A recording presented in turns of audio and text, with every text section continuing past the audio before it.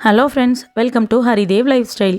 இன்றைக்கி நம்ம ஒரு சூப்பரான நாட்டுக்கோழி சூப் எப்படி பண்ணுறதுன்னு பார்க்கலாம். அதுக்கு ஒரு 800 கிராம் வெயிட் இருக்கிற மாதிரியான கோழி வாங்கிட்டு வந்து க்ளீன் பண்ணி வச்சுருக்கேன். இப்போ குக்கரில் நல்லெண்ணெய் சேர்த்துக்கலாம். கூடவே சீரகம் போட்டு க்ளீன் பண்ணி வச்ச நாட்டுக்கோழியும் சேர்த்துக்கலாம். சுத்தமாக தண்ணி இல்லாமல் நல்லா க்ளீன் பண்ணி ட்ரைன் பண்ணி வச்சுருக்கிற நாட்டுக்கோழியை சேர்த்துக்கலாம். இப்போது இதை நல்லா ஒரு முறை கலந்து விடுங்க. அங்கங்கே குக்கரில் போட்ட உடனே அது ஒட்டும். அந்த ஒட்டாத பதம் வர்ற வரைக்கும் கலந்து கொடுங்க.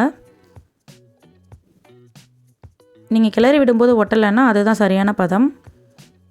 இப்போது இதுக்கு தேவையான மஞ்சள் தூள் நம்ம சேர்த்துக்கலாம். ஒரு டீஸ்பூன் அளவுக்கு மஞ்சள் தூள் சேர்த்துக்கோங்க. கூடவே ஒரு 5-6 பல் அளவுக்கு பூண்டு தட்டி வச்சுருக்கேன், அதையும் போட்டுக்கோங்க. ஒரு கைப்பிடி அளவு சின்ன வெங்காயம் தட்டி வச்சுருக்கேன், அதையும் அதில் சேர்த்துட்டு 2 பெரிய தக்காளி பழம் நறுக்கி வச்சுருக்கேன், அதையும் அதில் சேர்த்துட்டு இதுக்கு தேவையான அளவு உப்பு போட்டுக்கோங்க. நீங்கள் குறைச்சலாக கூட போட்டுக்கோங்க, கூடுதலாக போட்டுறாதீங்க. இப்போ நல்லா கலந்து விடுங்க.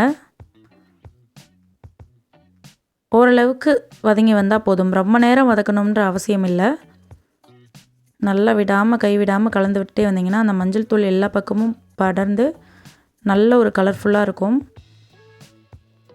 இந்த ஸ்டேஜில் நம்ம இதுக்கு தேவையான அளவு தண்ணி சேர்த்துக்கலாம். நல்ல ஃப்ளேவர் வரும். இப்போ பாருங்கள், நான் அந்த ஈரல் தனியாக வச்சுருந்தேன், அதையும் இப்போ இதில் சேர்த்துக்கிறேன். ஏன்னா முன்னாடியே போட்டால் உடஞ்சி போயிடும்.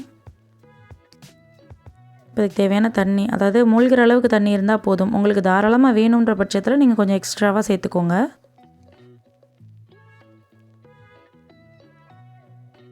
அப்புறம் எல்லாத்தையும் மூழ்கிற அளவுக்கு வந்துருச்சு. இப்போ நம்ம குக்கரில் போட்டு ஒரு 3 விசில் வச்சுட்டு திரும்ப ஒரு 10 நிமிஷத்துக்கு சிம்மில் போட்டுடணும். போட்டுட்டு அதுக்கு பிறகு நம்ம திறந்து பார்க்கலாம். பாருங்கள், நல்லா வந்திருக்கு.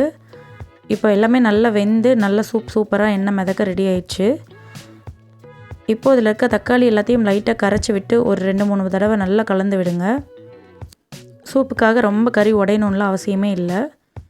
இதிலே இந்த எலும்புகள்லாம் குட்டி குட்டி பீசஸ் போட்டிருக்கனால நல்லா கரைஞ்சி வந்துடும். இப்போ இதை ஒரு பாத்திரத்தில் எடுத்துக்கலாம். சூப் தனியாக நான் எடுத்துக்கிறேன். நீங்கள் சர்வ் பண்ணும்போது கண்டிப்பாக இதெல்லாம் ஃபாலோ பண்ணிங்கன்னா ரொம்ப ருசியாக இருக்கும், ரொம்ப ஆரோக்கியமானதும் கூட. சளி பிடிச்ச குழந்தைங்களுக்கெல்லாம் நீங்கள் இப்படி கொடுக்கும்போது நல்லாவே சளி கண்ட்ரோல் ஆகும்.